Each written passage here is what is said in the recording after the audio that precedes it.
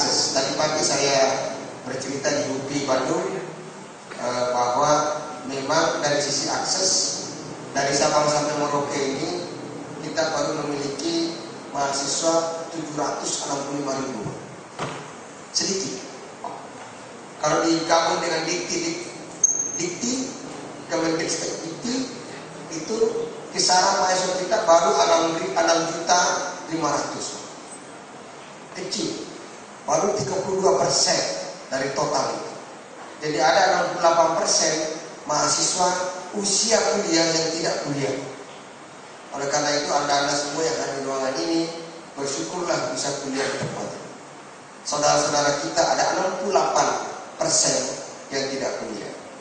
Bahkan penelitian Profesor Andrew Boss dari Cambridge University, beliau menulis disertasi Poverty and Inequality in Indonesia from Soeharto to SBY.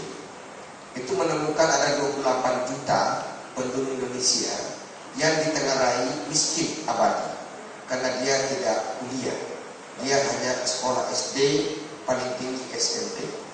Jadi bapak-bapak, inilah wajah kita, inilah cerminan kualitas kita secara menyeluruh di Indonesia. Saudara-saudaraku semua itu pasti akan mendapatkan tempat di masyarakat dan di pemerintah karena anda sudah sekolah, anda sudah kuliah. Kita semua di ruangan ini kalau tidak kuliah, tidak sekolah, barangkali kita ketemu di tukang kebun atau di tempat-tempat yang tidak terhormat. Karena kita kuliah, kita ketemu di tempat itu. Itu yang pertama, perluasan akses. Yang kedua, mengenai itu tadi, menciptakan middle class society. Mengapa Singapura dan Amerika sangat kuat? Karena dia memiliki kelas menengah. Menurut penelitian Gary Van Linden dalam bukunya Making of Middle Indonesia, itu Indonesia selama pasca reformasi sampai hari ini itu karena Indonesia memiliki middle class society. Siapa itu middle class society? Ya, pertama profesor, yang kedua doktor, yang ketiga kiai, yang keempat guru-guru, yang kelima para mahasiswa. Inilah kita inilah para pebisnis, para pengusaha, para mahasiswa inilah yang mengkampanyekan Islam yang baik, Islam yang rahmati alamin, demokrasi ke 80.000 desa di seluruh Indonesia. Bukan karena presidennya kuat, bukan karena menterinya hebat, bukan karena jenderalnya hebat, itu karena anda semua, karena kita semua lah. Indonesia masih NKRI sampai hari ini. Yang lepas cuma Timor Leste, yang lain masih utuh karena kita. Negara sudah tidak mampu lagi membiayai kita. Negara tidak bisa lagi mendidik kita. Negara tidak bisa lagi membiayai kita. Kita inilah setiai C inilah yang mendidik kita, sehingga Indonesia bisa utuh menjadi NKRI. Tadi yang 6.000 orang itulah tadi yang berceramah ke mana-mana. Saya dari Pamekasan, Madura, ketemu Kiai Mudastir. Kiai Mudastir ini punya pondok kecil sederhana, punya namanya Miftahul Ulum, pondok pesantrennya dan sekolah tinggi di gunung-gunung. Tetapi beliau punya visi, dia melahirkan kader dai 350 orang per tahun, dan dia menyebar ke Batam, ke Sebati, ke Nunukan, ke Papua, dan dia memberi berdakwah. Ada ustaz namanya Ustaz Johari, itu di Papua, di Wamena berdakwah. Dia tidak memiliki uang yang cukup seperti para misioneri Kristen, tetapi anak ini pintar. Johari ini pintar. Dia hanya memulai dakwanya dengan sabun dan personel. Jadi setiap berdakwah dia tidak licik kan Pak di Papua ini. Tetapi orang-orang itu, anak-anak itu diajarin sikat gigi, diajarin mandi Pak. Lama-lama dari jadi wangi dia, lama-lama jadi harum. Setelah itu dia bercerita. Jadi dia memulai, sehingga karena dia keluar masuk desa, naik turun gunung pakai sabun, maka hari ini diberi nama Ustadz Sabun. Setelah itu masuklah tokoh-tokoh suku-suku Wamena itu menjadi Islam. Bukan lewat khutbah, bukan lewat masjid, karena dia tidak punya uang, tapi karena sabun dan sikat gigi. Nah, ulama juga ada namanya Muhammad Ali As-Sabuni. Itu juga sabun. Jadi maksud saya Bapak Ibu, saudara-saudaraku yang saya banggakan, saya muliakan, KKMI ini yang penting kita punya kompetensi. Apapun jurusannya, apapun prodinya, yang penting kita punya kompetensi. Saya sangat bergembira karena Kiai Dahlan ini mau membuka bahasa Arab. Saya kira ini sangat penting. Sebagai Islamic scholar, sebagai kita sarjana Muslim, semestinya kita mengerti bahasa Arab. Yang kedua, bahasa bisnis, bahasa dunia pergaulan, bahasa Inggris. Meskipun tidak aktif tapi pasif. Dan sampai kita baca ayat tidak pasif. Di kampung saya itu kalau kita khutbah, lalu makhraj hurufnya itu tidak bagus, lalu harakatnya tidak benar, itu orang sudah tidak mendengarkan khutbah kita. Dia tidak mau mendengarkan lagi. Karena itu penting. Bahasa Arab, bahasa Inggris ini penting. Kalau bahasa Inggrisnya kan biasanya Pak Zaki itu dari Kanada. Kanada itu luar biasa. Nanti Bapak Ibu ke Kanada lah seperti Pak Zaki. Dia punya relasi yang internasional.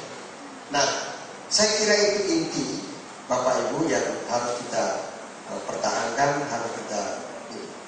Karena memang betul kata Pak Dahlan tadi, perlu ada peningkatan di sini. Kalau tidak ada peningkatan yang terjadi pening nanti Pak Ketua jadi pening kalau tidak ada peningkatan.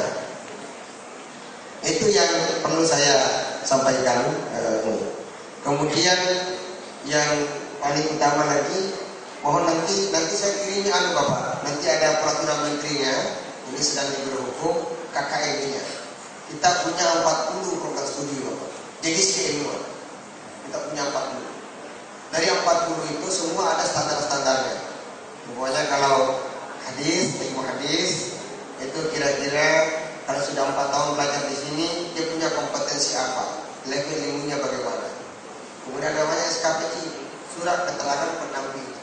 Ini penting Pak. Itu harus berbahasa Inggris. Nah, nanti Pak Zaki itu bisa membuka itu karena harus berbahasa Inggris.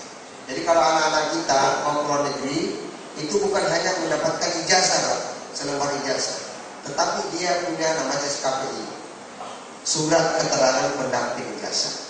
Itu di situ ada siapa dia, lalu level ilmunya apa, attitude-nya bagaimana, kemampuannya bagaimana, itu tergambar. Arab bisa bahasa Inggris, bisa bahasa Arab, tapi yang lain-lain bahasa Inggris. Supaya kalau dia mau kerja di Kuwait, di Qatar, di Arab Saudi, dia sudah ada di situ penjelasan mengenai siapa dia.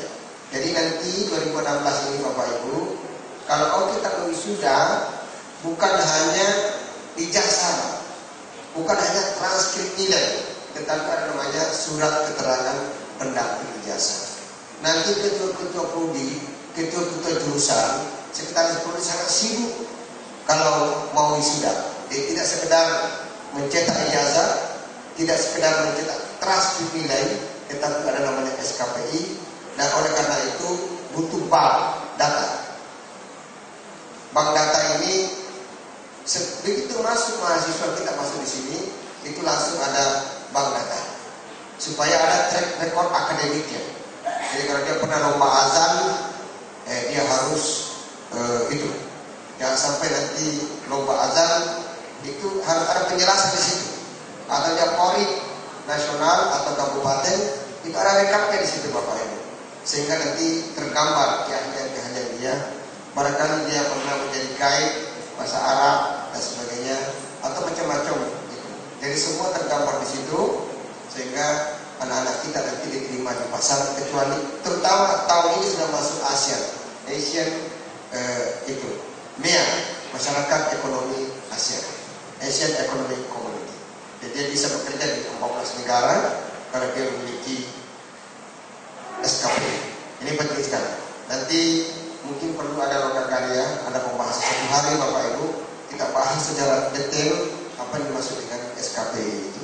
Memang tidak selesai di sini, tapi ini hanya informasi pertama. Itu yang kedua penting saya. Yang terakhir saya sampaikan mengenai integrasi. Ini saya kira sangat penting.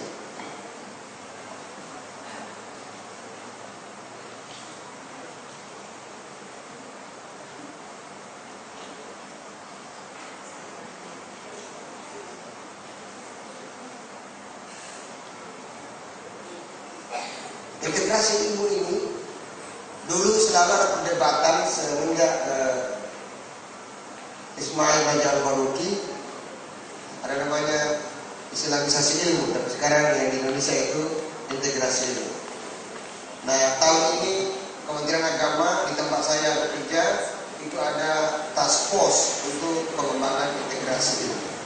Kita insya Allah tahun ini kita akan selesaikan, dan modul-modulnya nanti kita akan selesaikan, karena integrasi ilmu ini penting sekali. Sekarang Bapak-bapak, Ibu-ibu, karena kita tidak punya panduan mengenai integrasi ilmu, masing-masing orang punya sendiri-sendiri. Dia berpikir sendiri-sendiri, sehingga integrasi ilmu ini punya varian-varian. Bandung jalan juga dengan diri sendiri, UIN Sunan Kalijogo Jakarta, UIN Jakarta, UIN Arulung Makassar, UIN Wali Songo, UIN SAS, UIN Malang, jalan sendiri-sendiri. Jadi kita ini mau membuat modul atau kompilasi integrasi ilmu pengetahuan. Bapak-bapak, integrasi ilmu itu bahasa Arabnya takamul ulum wasdiwajul ma'arif. Ya, kira-kira itu dalam bahasa Arabnya. Bapak-bapak, kita ini jadi Barat dengan Islam, dengan dunia Timur itu sulit ketemu.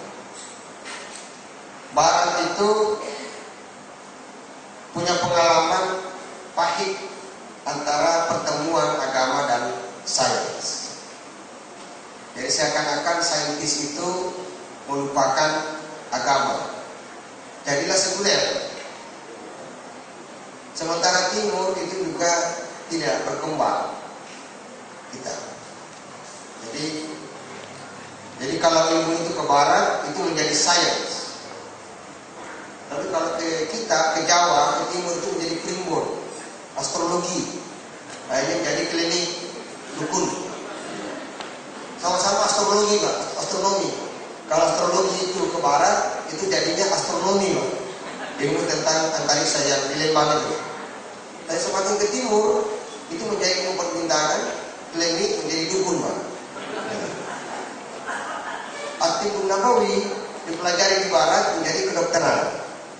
Meskipun itu lewat Ibnu Sina dan punya At-Tibbun Nabawi menjadi kedokteran yang sangat maju. Tetapi kalau kita ke sini itu menjadi dukun teknologi. Jadi ini problem di kita. Oleh karena itu memang integrasi ilmu ini bukan untuk nostalgia, bukan hanya membanggakan Ibnu Rushd, itu bukan. Tetapi ada sesuatu yang hilang. Saya pernah ketemu dengan ahli psikologi di Indonesia, psikologi Islam di Yogyakarta. Saya ketemu Pak Jamaluddin Ancok. Pak Jamaluddin Ancok ini mengatakan psikologi ketika 200 tahun di Barat, psikologi di Barat itu berkembang psikologi negatif. Apa itu psikologi negatif? Psikologi negatif ini manusia itu menjadi negatif. Umpamanya karena itu dikembangkan oleh Freud dengan psikoanalisisnya. Jadi manusia itu, makanya psikologi di Barat berkembang namanya abnormal psychology. Jadi kalau kita belajar psikologi, seakan-akan itu ilmu orang sakit jiwa, Pak. Ya kan? Psikologi orang sakit jiwa. Kalau itu setelah itu ada klinik, psikologi klinik. Pokoknya orang sakit jiwa semua. Jadi seakan-akan psikologi ini membenahi manusia itu orang sakit jiwa. Dan berkembang menjadi behavior, perilaku. Kalau di Islam itu menawarkan ilmu nafs. Ilmu nafs itu ilmu jiwa. Ilmu jiwa itu melihat sisi manusiawi yang positif. Bahwa manusia itu apa itu? Kullu mauludin yuladu alal fitrah. Manusia itu punya unsur fitrah, suci. Oleh karena itu manusia yang harus dilihat dari sisi positifnya. Kalau di barat, al-insan huwa hayawanun natiq. Manusia itu adalah hewan yang berpikir. Kalau tidak berpikir, itu jadi hewan. Kalau kita tidak begitu, manusia itu punya unsur ilahiyah, punya unsur insaniyah, punya unsur fitrah, punya unsur positif. Inilah sehingga beberapa kawan-kawan kita yang belajar psikologi itu melihat ini menunjukkan psikologi Islam. Karena menurut dia Barat sudah tidak sukses atau gagal dalam menafsir psikologi. Bahkan dalam di Chicago University itu ada berkembang namanya psikologi itu. Jadi sekarang ini temuan-temuan sains itu justru membenarkan ajaran-ajaran Islam. Pak Jauni Ancok itu memberi contoh sapi, Pak. Sapi yang disembelih neuroscience. Sapi yang disembelih ala Islam itu tidak merasakan sakit. Tidak sesakit dengan sapi yang disembelih dengan setrum pakai listrik. Itu otaknya dicek. Jadi penderitaan sapi lebih ringan ketika disembelih ala Islam daripada dibunuh pakai setrum listrik. Ini luar biasa. Jadi barangkali ketika basmalah pakai Allahu Akbar itu sapi itu lebih tenang daripada sapi itu dimasukkan di ini lalu disetrum. Jauh lebih lama penderitaannya sapi yang disembelih pakai setrum ketimbang pakai sikil, pakai pisau. Sikil itu bahasa Arab. Pisau itu sikil juga bahasa Arab. Jadi sikil ini satu akar kata dengan sakinah. Jadi kalau ada suami tidak bisa sikil di rumahnya, ya tidak tenang. Jadi ciri-ciri suami tidak sakinah itu tidak tenang di rumah. Kalau sudah tidak mulai tenang di rumah berarti ciri-ciri lain. Jadi teman-teman sains itu membenarkan Islam. Oleh karena itu integrasi sains ini sangat penting. Ini hanya contoh-contoh kecil. Nah, berbeda dengan yang lain. Jadi tentu banyak sekali yang kita, tapi tidak sembarangan juga Bapak Ibu. Tidak sembarangan. Di dunia kedokteran itu juga baru kita di Indonesia baru ayatisasi. Kalau di Iran itu perkembangan luar biasa karena tidak pernah terputus filsafat Islam di Iran. Ahli kimia, profesor kimia terhebat di dunia itu ada di Darul Mustafa di Iran. Jadi mengapa dia? Karena memang spiritualitas tasawuf tidak pernah berhenti di Iran. Kemudian filsafat tidak pernah berhenti. Bukan berarti saya Syiah, Pak. Saya NU, Pak. Saya Sunni. Ya sampai anak itu Pak Zain itu Sina. Saya tidak ada urusan dengan itu. Kita urusan sains. Itulah sebabnya Amerika sangat takut sama Iran. Karena ahli nuklir terhebat di dunia itu ada di Iran. Mengapa? Karena ilmu-ilmunya itu, teori-teori dikembangkan itu bukan hanya dari buku Bapak Ibu. Itu dari tahajudnya, di atas sajadahnya. Itu petunjuk dari Allah Subhanahu wa taala. Jadi hebat. Dan mungkin terkalahkan itu Bapak Ibu. Karena ilmunya itu dari sajadah di atas sajadah. Inilah yang dicetak oleh Louis itu.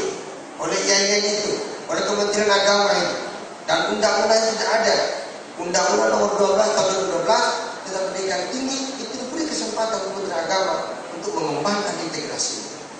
Kita sudah lama 200 tahun kunci-kunci peradaban dipegang oleh orang-orang itu. Kita harus merebut kembali kunci-kunci peradaban. Kita menginginkan orang seperti Ibnu Rushd, kana qudat, kana hakiman, kana faqihan, wa filosof, wa tabiban, gitu, wa sufiyan. Jadi barangkali pagi hari dia sebagai dokter, siang-siang dia sebagai hakim agung, sore-sore dia seorang filosof, malam hari dia seorang sufi. Itulah Ibnu Rushd. Sebagai faqih, sebagai hakim agung, beliau menulis kitab Bidayatul Mujtahid wa Nihayatul Muqtasid. Tidak ada lagi kitab perbandingan mazhab yang terhebat kecuali buku ini. Ibnu Rushd menulis tentang riba, itu 8 macam riba. Ulama kita hanya membolehkan 2 riba, riba fadl dan riba nasihat. Ibnu Rushd sudah menulis 8 macam riba dalam kitabnya Bidayatul Mujtahid wa Nihayatul Muqtasid. Sebagai filosof, Ibnu Rushd menulis kitab Tahafudz Tahafudz. Tidak ada orang yang berani menentang Tahafudz falasifah yang dulu Imam Ghazali kecuali Ibnu Rushd dari Cordoba. Sebagai sufi, sebagai dokter hebat. Ini yang kita inginkan, Bapak. Kita tidak ingin melahirkan dokter-dokter yang selalu menakut-nakuti pasiennya. Dokter kandungan. Bagaimana caranya orang ini tidak melahirkan secara normal? Kita takuti, Bapak sudah pintu 4, harus sesar. Karena kalau sesar itu gajinya bisa 7 juta.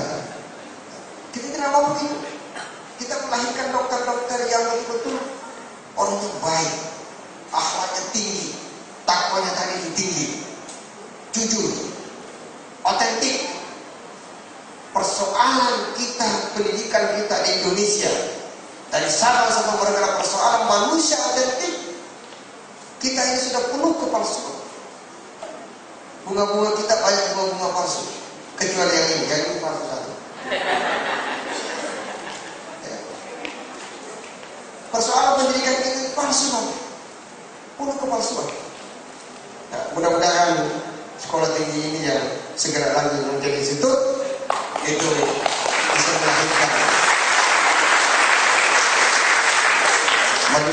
manusia otentik. Inilah tantangan kita, Bapak Ibu, tantangan untuk integrasi. Tidak ada rujukan dunia mengenai integrasi kecuali harapan kita di Indonesia, Bapak Ibu. Harapan kita di Cirebon dan Jawa ini. Tepuk tangan dulu. Kenapa harapan kita di Cirebon dan Jawa? Menurut penelitian Profesor Dikles, itu profesornya Pak Zaki itu, dalam bukunya tentang Jawa, Islamization of Jawa, tidak ada suku yang paling besar di dunia ini pemeluk Islam kecuali suku Jawa dan Cirebon, Pak.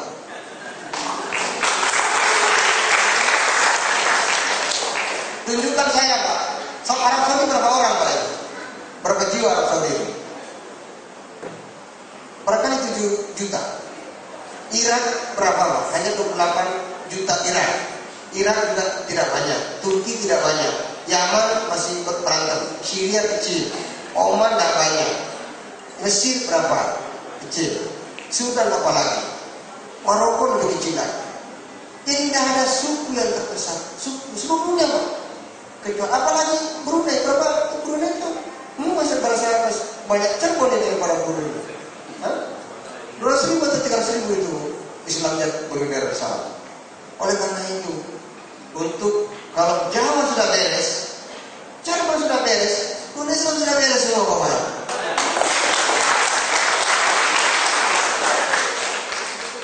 Oleh karena itu, teori-teori panler, teori-teori Clifford Geertz yang menulis dari luar Jawa itu sudah runtuh.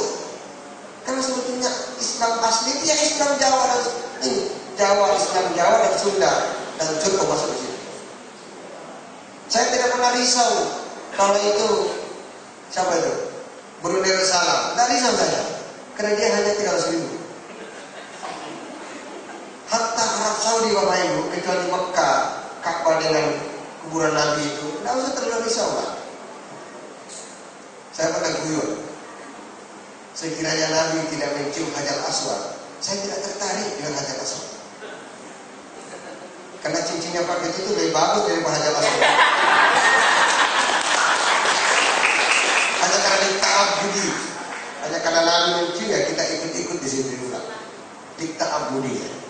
Jadi Bapak Ibu kalau mau naik haji tidak perlu terlalu memburu-buru itu. Lebih baik cium itu Hajar Aswadnya. Jadi guyonannya Pak, ini hanya di sini Bapak, jangan bawa keluar dari barang. Ini hanya untuk wilayah umum, khusus THI Cirebon Pak.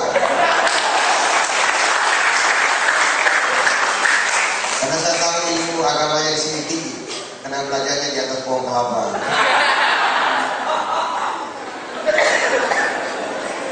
Terima kasih Pak, karena ini saya sudah 1 jam bicara, saya uzur ini hampir jam 5. Saya mohon maaf kalau ada yang kurang pas sepanjang penyampaian saya. Semua itu karena saya sangat cinta STAI Cirebon.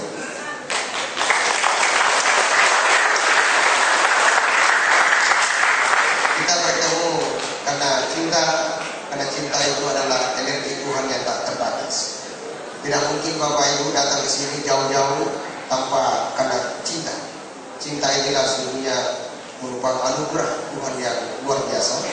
Karena saya tahu Cirebon ini, STAI Cirebon ini mengembangkan Islam cinta. Assalamualaikum warahmatullahi wabarakatuh.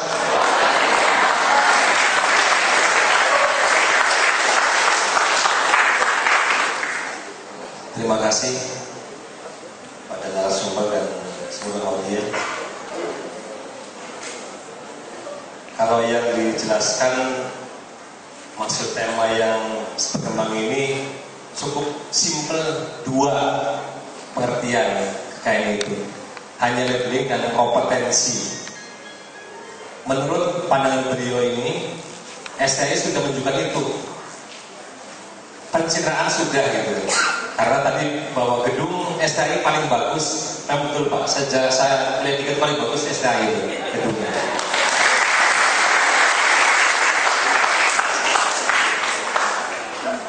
Tinggal kompetensi, karena memang betul juga kami dibantu tenaga handal dari IAIN Pak.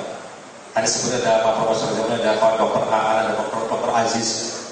Dr. muda ini yang potensi itu kumpul di sini Pak. Ini berkah juga ya untuk STAI. Namun kurang lengkap kalau memang hanya sepihak, supaya nanti tidak monolog tapi terjadi dialog. Kami membuka season untuk bertanya, atau paling tidak boleh membantah kalau perlu kan gitu ya. Tapi kalau membantah kan dosa nantinya, karena Islam nggak senang dengan pandangan lain. Jadi lebih baiknya kami beri kesempatan pada 5 penanya saja lah, nggak ada 2, 3 termin, 1 termin aja 5 orang silakan. Kami beri kesempatan, baik dari dosen kami maupun dari mahasiswa, silakan yang berkaitan dengan tadi KKNI atau mungkin ilmu-ilmu yang berkembang di Kemenang. Apalagi kami sangat bangga bahwa di Kemenang ini sekarang punya task force ya untuk integrasi ilmu. Yang dulu memang betul kami kebingungan ketika orang ngomong Islam begini-begini, kami sudah jawabnya. Tapi dengan ada task force itu nanti diharapkan itu ya memahami gitu, apa makna Islam, apa makna ilmu, apa makna teknologi dan sebagainya, sehingga terintegrasi menjadi sebuah kekuatan berpikir umat Islamnya, Pak Dokter. Baik, silakan kepada audiens untuk bertanya atau mungkin usul ya dari Pak Habib Mahmi, dosen muda kita, Pak.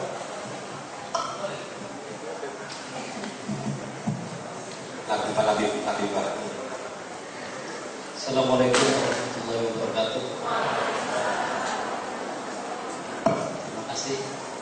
Sering ketemu Pak Nuzan tapi di Bogor. Biasanya pelatihannya di Bogor. Jadi tahun 1998 Profesor Munir Burhan, Pak Burhan dari UGM ya Pak ya.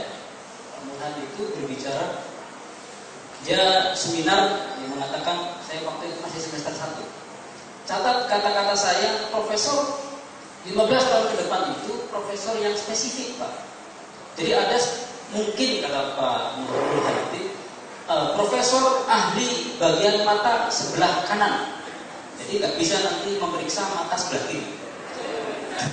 Begitu spesifiknya, saya kurang setuju. Padahal tadi yang disebut di dalam Islam itu Ibnu Rus, seorang dokter, seorang hakim, seorang filosof, yang akhirnya sekarang untuk mencapai kualifikasi profesor itu sangat sulit. Saudara saya Pak Dr. Anjel itu nggak jadi profesor gara-gara kualifikasi itu. Padahal ilmunya banyak Pak. Yang kitabnya Ibnu Rus saja hafal, tapi yang dia itu mustahil. Yang lainnya nggak tahu. Jadi kualifikasi profesornya semakin ditingkatkan, akhirnya profesor-profesor di Indonesia berkutat ahli hadis, tapi hadis yang masyhur saja. Ditanya hadis yang ahad nggak tahu. Saya profesornya ahli hadis yang masyhur saja. Ya anak Zofatul Iman, kalau nggak yang lain nggak tahu. Jadi mungkin ini nanti mungkin nggak kualifikasi ini menurunkan netnya. Jadi profesi itu nggak perlu pinter tapi detail, tapi pinter banyak sajalah. Nggak usah pinter detailnya tapi banyak. Jadi bisa jadi kiai, bisa jadi penceramah itu. Padahal ini sebentar lagi sebetulnya harus profesor. Karena mimpin berbagai organisasi. Jadi profesornya profesor hadis, profesor organisasi.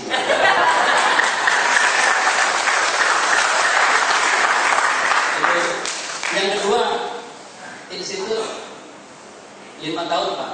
Padahal itu mungkin 5 tahun institut, 10 tahun lagi mungkin insya Allah universitas ya Pak. Jadi visinya masih nambah seperti itu, masih koma Pak.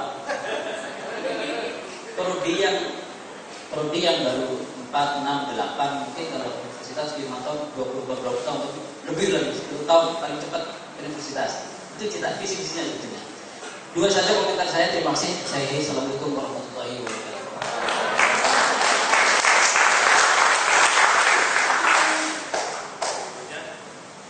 Masih ada yang dari mahasiswa ya, silakan. Terima kasih Pak.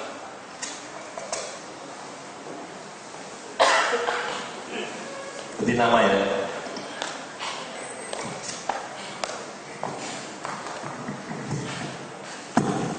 Assalamualaikum warahmatullahi wabarakatuh.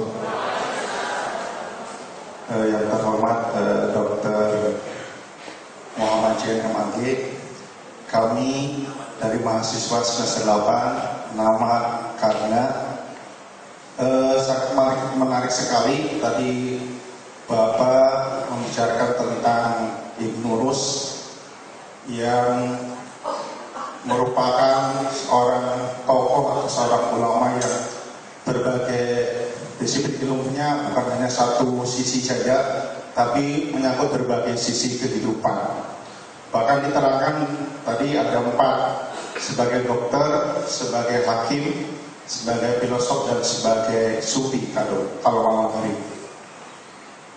Adapun persoalan yang akan kami tanyakan ini masih berkaitan dengan tema urgensi kurikulum berbasis KKNI, atau mungkin kalau isu-isu kami itu Kurnas, kurikulum nasional yang akan diuji coba nanti tahun 2017. Tapi kabar-kabar informasi dari sekolah nanti ajaran 2016-17 akan diterapkan di sekolah-sekolah baik di tingkat SD, SMP maupun SMA, bahkan sampai mahasiswa. Ini Pak, pertanyaan saya sangat menarik. Ibnu Rus itu bukan hanya satu sisi, tapi berbagai sisi. Nah, bagaimana kaitannya, hubungannya dengan KKN ini sehingga bisa mencetak seorang mahasiswa atau seorang siswa atau seorang pendidik menjadi Ibnu Rus untuk kedepannya, karena Indonesia adalah kurang lebih ada 34 provinsi dan mungkin lebih dari 34 suku bangsa. Bagaimana sekiranya KKN ini mencakup kesemuanya, bukan hanya satu aspek, tetapi menyangkut berbagai aspek kehidupan, sehingga masyarakat kecil pun, terutama di kampung, mereka mengerti tentang arti hidup itu sendiri. Demikian dari saya, Pak. Wassalamualaikum warahmatullahi wabarakatuh.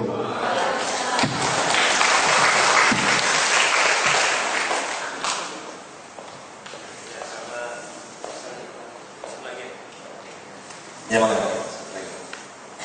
Jadi nggak 5 ya, cuma 3 nih. Maksud saya beliau ini mana 2, tapi silakan ya, silakan lagi, Pak. Assalamualaikum warahmatullahi wabarakatuh.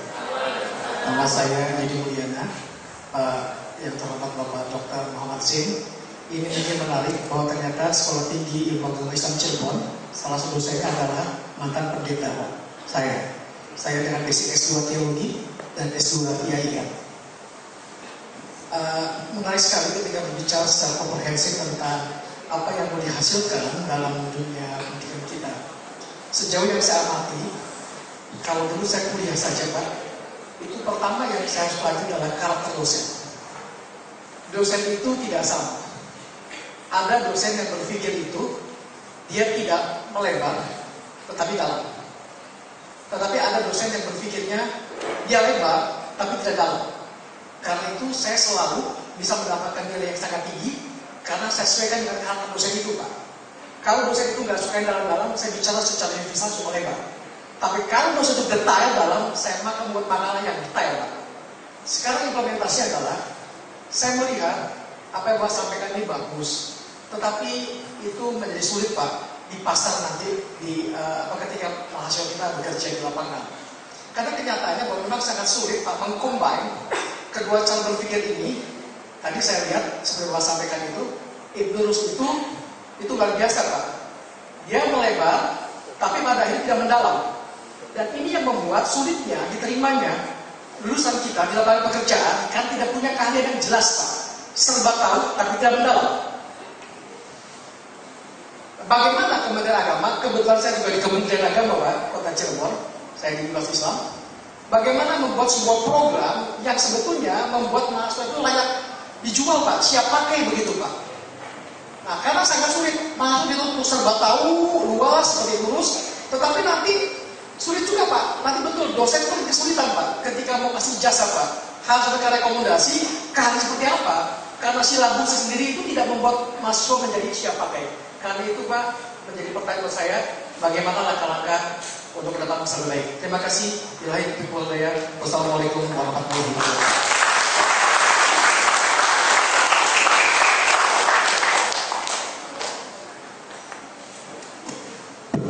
Ada 3 penanya dari Mas Labib sama dari Mas Wakanggan dan Pak Yudi. Ketiganya berbeda. Yang pertama tentang, tapi yang pertama itu hampir mirip ini. Karena satunya ini masalah tentang ahli sekaligus berbidang. Kemudian yang terakhir juga sama, menganggap bahwa silabus atau kurikulum sekarang ini terlalu luas tapi nggak mendalam, sehingga tidak memiliki ketika lulusan sarjana ini nggak memiliki kompetensi yang ahli spesifik namanya. Kemudian tadi yang tanya kedua adalah tentang Ibnu Rus. Jadi bagaimana supaya guru-guru ini memiliki kadar atau kualifikasi seperti Ibnu Rus. Intinya begitu. Mangga. Terima kasih atas responnya. Saya sangat senang. Dan barangkali memang kita butuh workshop untuk lebih dalam. Karena yang saya sampaikan itu hanya refleksi saja. Ya memang contohnya tadi itu contoh ekstrim sesungguhnya. Karena memang lurus itu cuma satu ilmu kami dari lagi lurus yang lain. Tapi memang para ulama-ulama Islam memang begitu. Umpamanya seperti Ibnu Jarir At-Tabari. Ibnu Jarir At-Tabari seorang ulama besar, dia ahli tafsir. Beliau menulis kitab tafsir Jamul Bayan At-Ta'wil Al-Quran. Itu hampir 1 meter tebalnya, dan dia kana mufassiran wa faqihan wa mu'arrikhan. Dia seorang ulama tafsir dan karya-karyanya ikuti ke seluruh dunia sampai sekarang. Kemudian dia seorang faqih, dia punya mazhab tersendiri, Ujar At-Tabari, punya kitab. Kemudian beliau seorang sejarawan, menulis kitab Tarikh Al-Umam wal Muluk, itu ada lebih 30 jilid dan bukunya dipakai sampai sekarang. Siapa yang bisa meragukan kepakaran tafsir, siapapun ulama tafsir di barat, di dunia manapun sampai hari ini, kalau bicara tentang tafsir Quran pasti mengutip Ibnu Jarir At-Tabari. Siapapun yang bicara mengenai sejarah tak pasti mengutip Tarikh Al-Umam wal Muluk, seluruh dunia sampai hari ini. Dan inilah realitas, ini adalah fakta yang tidak mungkin kita balik. Dan mendalam, semuanya mendalam. Itulah hebatnya ulama Islam. Karena itu tadi mereka itu belajar bukan hanya dari sekolah, tapi kata siapa, Imam Ghazali. Siapa yang meragukan Imam Ghazali? Dia seorang ulama fuqaha, faqih, dengan kitabnya Ilmu Al-Mustasfa, yang itu ilmu sofek. Siapa yang meragukan kitab Ihya Ulumuddin? Kitab ini setiap hari dikutip oleh siapapun di muka bumi ini. Kitab Ihya Ulumuddin, kitab Al-Munqiz min ad-Dhalal. Orang kalau belajar tentang René Descartes, filosof Prancis, pasti mengutip kitab Al-Munqiz min ad-Dhalal. Kalau orang bicara tentang kebahagiaan atau teori teodisi di mana pun di muka bumi ini, itu pasti mengutip Imam Ghazali, Kimia Sa'adah dan sebagainya. Orang belajar filsafat Islam pasti mengutip Tahafutul Falasifah dan sebagainya. Dan itu tidak ada orang membantah. Seluruh dunia sampai hari ini. Eric Osby, Profesor Eric Osby dari Kanada, itu ahli kata Imam Ghazali, 40 tahun belajar tentang Imam Ghazali, itu selalu mengutip Imam Ghazali tentang teori teodisi, teori keseimbangan. Contohnya itu hidung, Pak, kata Eric Osby. Itu tadi Imam Ghazali. Hidung ini kalau sebelah ke bawah, itu kira-kira kalau hujan, hidung ini menghadap ini, hujan ini susah kita, Pak.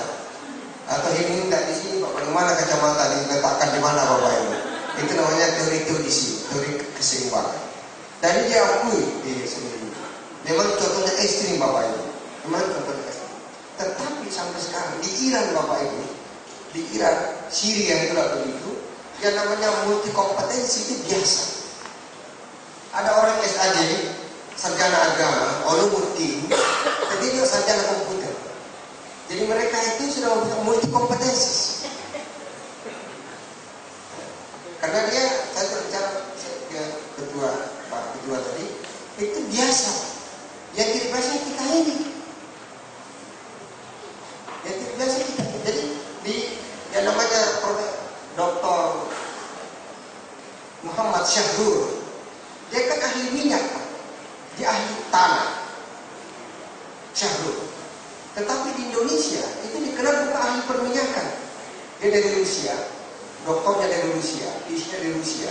Dia ahli minyak, pertambangan.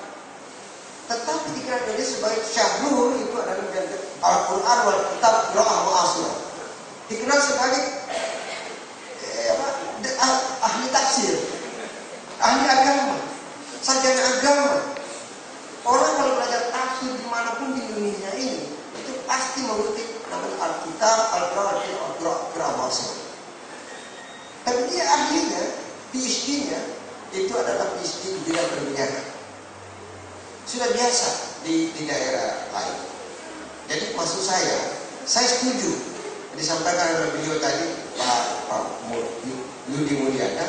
Saya kira itu memang kegelisahan kita. Tetapi di tempat lain itu, saya memang gelisah juga, Pak. UIN Sunan Kalijogo Jakarta, Fakultas Hukum Syariahnya. Dia bilang, barangkali karena kita terlalu banyak ilmunya.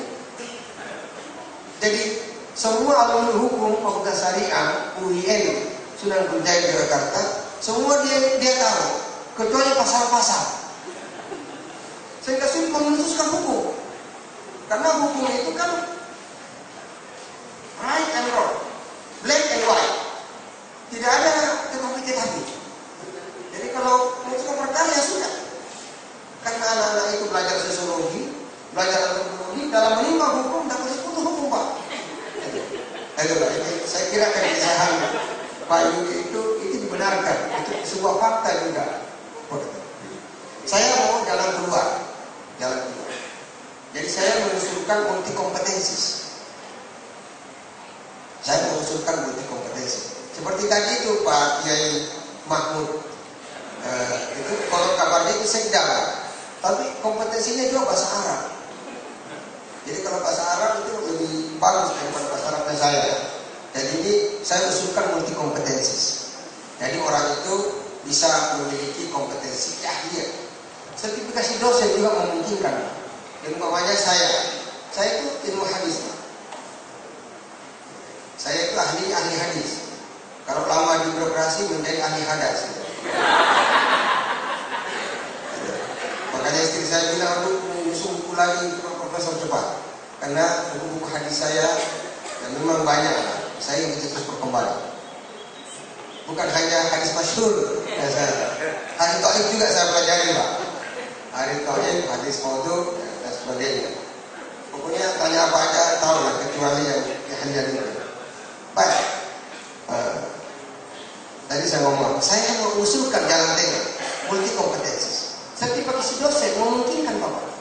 Ada orang bawahnya seperti Pak Quraish, dia ahli tafsir, tetapi dia ahli hadis. Waktu hadisnya luar biasa. Jadi bisa berpindah, bisa mungkin 5 tahun seperti ini dan sebagainya. Jadi itu memungkinkan. Banyak ada orang ahli tafsir, tetapi juga ahli tasawuf, bisa multi kompetensi. Jadi biasa dalam tradisi akademik. Jadi tadi itu hanya refleksi sebenarnya, bukan itu yang sebenarnya saya sampaikan. Saya setuju. Jadi mohon teman-teman, barangkali ada di sini ada ahli ahwal saksiyah, ada ahli mengenai fikih mawaris. Nanti barangkali dia tersalah. Seperti Syekh Arsyad Al-Banjari. Saya bicara dengan Dr. Zaki tadi, namanya Syekh Muhammad Arsyad Al-Banjari dengan kitab Sadir Al-Muhtadi, 2 jilid itu tidak ada yang meragukan kepakaran di bidang fikih. Tetapi setelah saya ke Martapura, di kampungnya, tempat lahirnya Syekh Muhammad Arsyad Al-Banjari, ternyata beliau bukan hanya menulis Sadir Al-Muhtadi, beliau adalah ahli pengairan. Jadi orang di sana kalau belajar pengairan, belajar sama beliau ini, Syekh Muhammad Arsyad Al-Banjari. Jadi ulama kita itu multi kompetensi. Jadi saya kira inilah tadi KKN ini itu labeling, memberi label dan barangkali orang itu nanti multi kompetensi. Ada orang yang multi kompetensi. Kalau menurut ahli neuroscience, orang seperti Albert Einstein itu baru memakai otaknya 5%, Pak. 95% baru masih menganggur. Barangkali otaknya saya ini baru dipakai 0,001%. Tepuk tangannya panjang buat saya berhenti.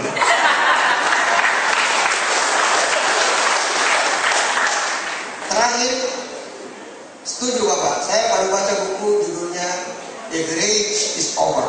Saya kira Pak Karna tadi dengan Pak Mulyana, yang biasa-biasa itu sudah selesai sekarang. Justru saya ajukan yang kedua, supaya kita bisa dipakai oleh orang, kita harus unik. Ya, seperti Bapak. Bapak ini lahir ini betul-betul unik. Dia pakai kopiah, pakai dasi juga.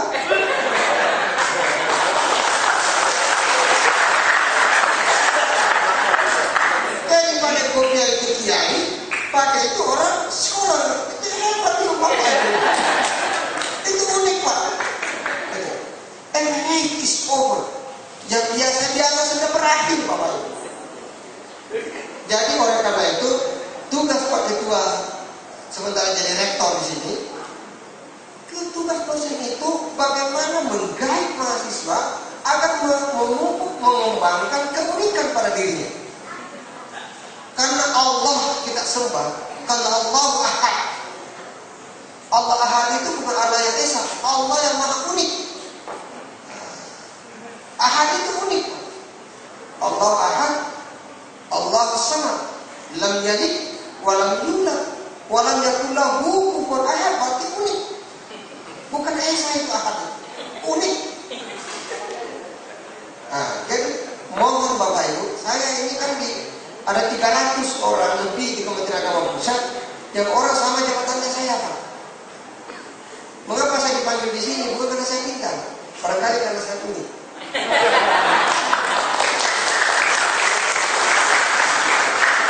Keunikan itu penting. Apa keunikan saya, Bapak? Itu ada job-jobnya. Jadi saya ini kalau memberi ceramah seperti ini, studium general seperti ini, itu separuh ilmu sedikit, separuh birokrasi sedikit, ada juga lawak-lawaknya ini Bapak ini. Nah itu yang ini. Nanti yang diingat itu komediannya Bapak. Jadi itu penting.